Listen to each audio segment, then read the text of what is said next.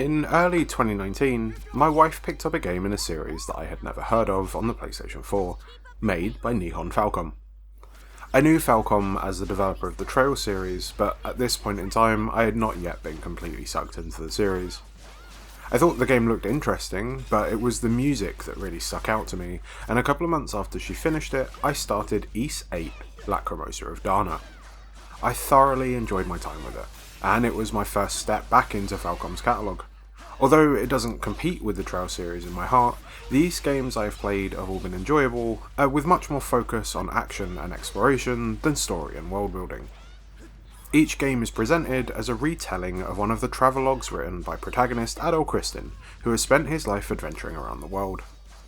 At the end of October 2024, the latest game in the series, Ys X Nordics, was released, promising a seafaring epic that took place early on in the timeline of the Ys saga, and a shake-up to the gameplay formula of the last few games in the series. Now, just over a month after its release, I have finished it. I have earned its shiny platinum, and I have added it to the list of Falcom platinums in my collection. So let's see what it takes to earn the trophies in Ys X Nordics.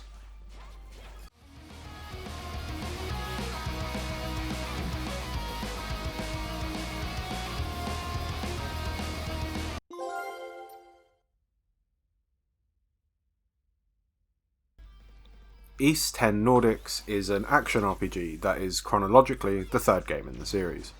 You play as a young Adol, the redhead protagonist of the series, not long after the end of his first big adventure. While travelling at sea, his ship is attacked by a raiding party known as the Normans, and he finds himself stranded in the town of Karnak. Not long after his arrival, the town is attacked by strange undying creatures known as Griga. Luckily for Adol, he is gifted a strange power known as mana that lets him kill the creatures, but he soon finds himself magically shackled to a woman known as Karja, another mana user, but more importantly, one of the Normans who raided his ship. After escaping the village on a ramshackle boat, the pair then begin their quest of stopping these undying enemies and trying to free themselves from the shackles binding them together. I will admit that I wasn't exactly dragged into this story at first, especially when comparing it to the previous games that had much stronger starts, but it didn't take long for it to start growing on me. Unlike the other Ys games I had played, you don't have a party that you can switch between, only Adol and Karja, and Adol is a mostly silent protagonist with a few voice lines, but there has been a lot of work in the game to give him a personality, despite this, that shines through in this game. His unquenchable desire to see new things and help people who need it makes him a surprisingly likeable character for someone who doesn't talk all that much. It's also impressive how his character intersects with Karja's, helping her character arc along, which is much more the focus of this story. The bond they form forms the heart of the tale, though, and it is a much needed emotional anchor for the rest of it. Despite only having two playable characters this time around, there are many other side characters that you can find and rescue as you travel around the Abelia Gulf. Many of these are from the town of Karnak, kidnapped by the Griga and turned into monstrous puppets that Adol and Karja can purify and free. Once they've been rescued, many of them will join you on your ship, and it becomes a mobile base full of characters to talk to that offer you side quests to do.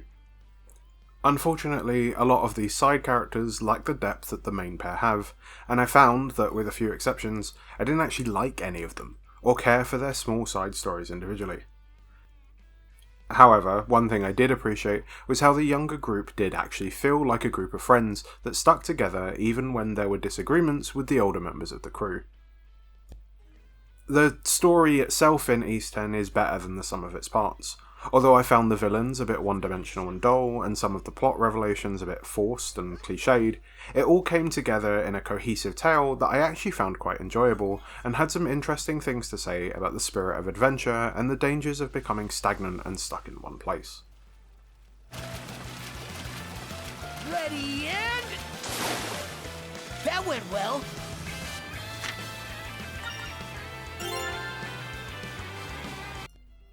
The gameplay of Ys X has two major pillars to its structure. The first of these is the bulk of the game, running around and exploring the various islands and areas of the Abelia Gulf, and the second is the naval part of the game, an addition completely new to this entry in the series. One of the things that I've always enjoyed about the Ys games I've played is that they always remind me a bit of the Zelda series, where you unlock new abilities that let you further your exploration of the world around you. In Ys X, these are called mana actions and range from a grappling hook to a magic surfboard that helps you get around. Uses for these actions are pretty constant, and I did like how the game used them as gates for one of the game's main hub areas. However, I do wish there had been more reasons to backtrack and use new abilities you unlock to find things in old areas. There is one ability that does this, called Mana Sense, which lets you find buried treasure and dig it up. In the first few chapters of the game, there are tons of treasures that you can go back for once you've unlocked this ability, especially if you're trying to get the Platinum Trophy. I just wish there had been more examples of this, more reasons to go back and explore earlier islands again, hints of places you couldn't get to till later, and it felt like a bit of a waste. These mana actions also have some uses in combat too, which I liked. The grappling hook can pull you towards enemies, and the surfboard can knock them over or kill them outright if you are high enough level above them. But they never felt integral to the combat experience, so you never got punished for not using them if you didn't want to. It might have been more interesting though if combat did use these tools more, as at least on normal difficulty, combat was pretty easy and fairly basic. Both Adol and Kaja have slightly different focuses in combat, but this unfortunately doesn't really change the way that they play too much. Adol is more damage focused and Kaja is more focused on breaking enemy shields, and you can switch between them with a press of a button. They can each learn different skills that cost SP, and when you are controlling one, the other will be off in the distance helping out by attacking other enemies periodically. You can also team up by pressing the guard button and attack together, and these attacks are slightly slower but more powerful and give you access to powerful duo attacks that use both characters' SP to pull off. Your defensive options are dodging and blocking automatically puts you into duo mode. Certain blue glowing attacks can be dodged through by just holding the dodge button and moving, and this can only be done in solo mode. And some red glowing attacks can't be dodged through, but if you time your guard well enough, you can open the enemy up for a large counter attack. You can, for most attacks though, just hold the guard button down and block them. And blocking attacks successfully adds to your revenge gauge, giving you a multiplier that will boost your next skill attack damage. In theory, this is great, and combat looks flashy, frenetic and fun, but I felt like in practice the correct answer was just always be in duo mode, and this made the combat feel a bit formulaic and lacking substance. Maybe I was playing the game wrong, maybe I missed something in the explanations of the two modes that made using solo mode more appealing, but even the hardest boss fight, or the last boss on my New Game Plus Nightmare difficulty run, was solved by holding guard, occasionally letting go to dodge or try and time a perfect guard, fill up my revenge bar, and then do a powerful duo attack, either trying to break through the armor or health depending on what phase of the fight I was on. Some of the boss fights are visually exciting and I did enjoy fighting them, so it's not bad at all, it just felt like there wasn't as much depth to the combat systems. Regular enemies suffer even worse because half the time you don't even need to block, you just spam your duo skills to kill them. Maybe it was just me, and maybe on normal difficulty it doesn't push you to use all of the tools at your disposal, but I did find it disappointing. Ys X has an interesting levelling system as well that offers some variety in how you play each character if you want to. As you explore the world you find mana seeds, which are colourful orbs you can slot into a character's released lines. Every 10 levels you will unlock a new depth of these lines and have access to a small segment of them. Each orb affects the stats of the characters they are equipped to. Red ones increase damage, blue increase defense, and so on. However, if you equip more than one of the same colour, you will unlock little line bonuses, and these can be pretty cool, adding much more damage to you, or adding a status effect to an enemy you hit with your grappling hook, or things like that. I'm sure, with a lot of study and optimising, you could probably make some absolute powerhouses out of Adol and Kaja with this system, but you do get pretty strong even if you just try and stick to one colour in each segment. Ship combat, on the other hand, felt a little bit more fleshed out, but it had its share of issues as well, and didn't even have the benefit of at least looking cool. The ship you start with, called the Sandras, has two types of artillery, a long-range cannon that does a small amount of damage but will slow enemy ships down, and a large broadside cannon that will do a lot more damage but you need to be really close to the ships to use it. As you progress through the game and upgrade the Sandras, you will unlock more options like a homing shot or one that freezes enemy ships, and these do make combat in the ship a bit more engaging, especially when you unlock the ability to just ram the ships for massive damage. However, the biggest issue with the ship's combat is its speed. The speed of your ship is constantly an issue in Ys X. It's so slow. You quickly unlock the ability to do short bursts of speed using the mana sail action or by sailing through the wind currents marked by green lines on the sea, but even using those, travel is glacial. It wasn't until the end of the game, with the ship almost fully upgraded and I had multiple of these mana sail bars, that I stopped being irritated by how bad the sailing felt. There are areas you need to go to for many of the side quests that are nowhere near the wind currents, and if you haven't upgraded your ship to have that many boosts, it takes forever to actually get to where you want to go, and this often feels like it was killing the pacing of the game. This frustration is only amplified by the fact that there are so many things to do in the Abelia Gulf. Hidden islands to explore, most unrelated to the story. There are rescue missions where you must complete a ship combat section with various optional objectives to do, to build morale before you launch a small combat gauntlet for Adol and Karja to tear through, with bonuses being given depending on the morale level you earned in the first step. There are merchant ships to find, powerful pirate ships to combat, and sea life to discover, and all of this would have been a lot more enjoyable if getting to them wasn't so painful.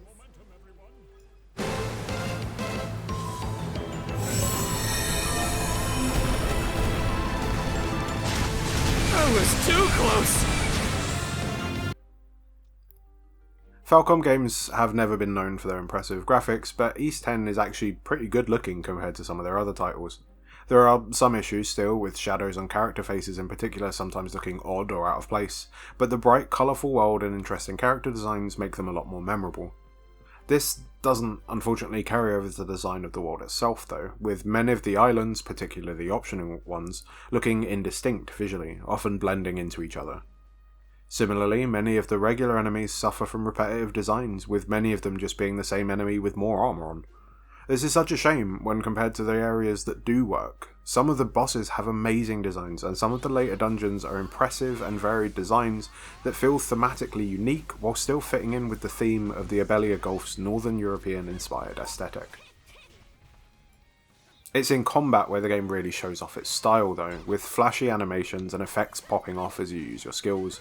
On a lot of enemies, when you perform a perfect guard on a red glowing attack, it leads to a small counter-attack scene with a nice animation that will play that does a ton of damage. In some of these boss fights, these can get quite extravagant and they're always really cool to see. Despite so much going on in combat a lot of the time, I don't think I saw a single frame drop either, which was really nice. Together! There! Hang on tight!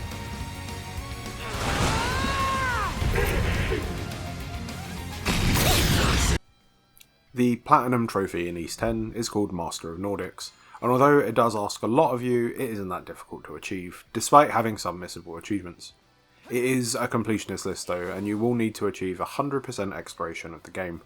This means finding every chest, every buried treasure, every crystal cluster, and every fast travel point. And if you do this on every island and every dungeon, you will earn no hewn stone unturned. You will also need to do every side quest for Go-To Guy and Gal. Some of these side quests are missable if you don't talk to your crew or read Hugel's letters, and if you finish a chapter without completing the side quest they will fail. So the first thing you should do when you start a new chapter or enter a new region of the sea is talk to your crew and check the map for new points of interest. Some of these will be locked behind freeing all of the islands that need to be recaptured, and there is also a trophy for completing all of these called Reduce, Reuse, Recapture. Doing all of the side quests and exploring all of the islands will also get you most of the way to filling out the combat book for Combat Connoisseur, which is for fighting every type of monster. There is an optional hidden super boss in the last chapter of the game, but even that shows up as a blue point of interest, so you'll be able to find them without too much difficulty. The only missable trophy that you really need to watch out for is Seashell Networker. This trophy is for filling out the people notebook in your journal. Most of these get filled out just by talking to people, or by doing their side quests, or as part of the story, but there are a couple of missable entries. The first of these is in Chapter 5. Before you speak to an old man about dealing with a whale problem, you should talk to the character Mormina. The second is in Chapter 7, where you need to speak to Lux straight away before you speak to Gren about launching an attack on a fortress. The rest of the trophies will come naturally with exploring and using items. There are a couple of miscellaneous ones to watch out for though. Make sure you spend at least 5 hours controlling both Adol and Karja for their respective trophies. When you unlock the Mana Barrier ability, try and keep it active as much as you can while you sail around, as you need to use it for 30 minutes total for the trophy Grin and Barrier It. You do need to play the game on Nightmare difficulty for the only difficulty related trophy in the game. In this mode, you lose your potion bottles when you use them, so they actually become a quite highly valuable resource, rather than being able to refill them in your ship. You can do this on New Game Plus, which lets you keep your level and your collected items, but make you start from scratch with equipment and upgrades to the Sandras. I think you could do this on your first playthrough if you wanted to and like a challenge, but it isn't necessary, and it only took me an additional 10 hours or so to do a second run of the game, skipping all the cutscenes and side content. And doing this will get you the Night Mariner trophy. That's a win for us! The fools ran out of luck the second they stepped onto human turf. For the first few hours of Ys X's playtime, I have to admit I was pretty disappointed in it. And the biggest reason for this is everything felt so slow. The ship, and the narrative plodding along and feeling rudderless. As I stuck with it though, the story began to drag me in, and I found myself enjoying it a lot more. While Nordics never reaches the highs of Lacrimosa of Dana or Monstrum Nox, it is still a good game, it just takes a bit of time to get there. I'm sure the next Ys game will keep the combat style of this one, but I really hope they iterate on it, maybe making it more engaging to use the solo mode, or have the two characters feel more distinct in their purposes. I am hopeful though, as this game does have some of the best character work in this series that I've seen, and I feel like a lot of that is due to the heightened focus on having a smaller party. I will say I do appreciate them trying new things with Nordics, even if they don't all make the grade, but maybe Falcom, stay away from ship combat next time, please.